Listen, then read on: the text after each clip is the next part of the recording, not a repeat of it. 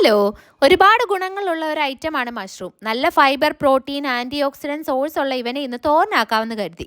Vitamin D ഉള്ളതുകൊണ്ട് ബോൺസിൻ്റെ ഹെൽത്തിനും ഇത് നല്ലതാണ്. പക്ഷെ പെട്ടെന്ന് ചീത്തയായി പുഴു കയറുന്ന ഇവനെ അധിക ദിവസം നമുക്ക് ഫ്രിഡ്ജിൽ പോലും വെക്കാൻ പറ്റില്ല.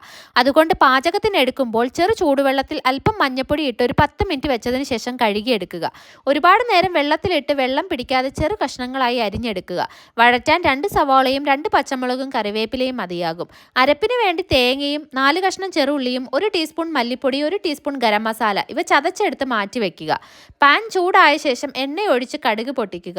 വറ്റൽമുളക് നമുക്ക് ആവശ്യാനുസരണം 1-2 ചേർത്ത് കൊടുക്കാം. അതിലേക്ക് കറിവേപ്പിലയും അരിഞ്ഞു വെച്ചിരിക്കുന്ന സവാളയും പച്ചമുളകും ചേർത്ത് നന്നായി വഴറ്റുക.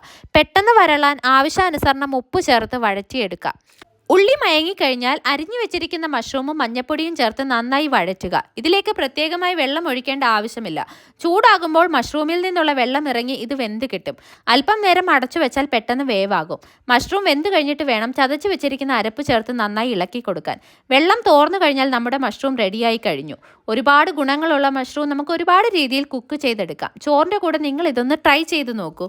വീഡിയോ ഇഷ്ടപ്പെട്ടാൽ എല്ലാവരും ലൈക്ക് സബ്സ്ക്രൈബും ചെയ്യണേ. Bye bye.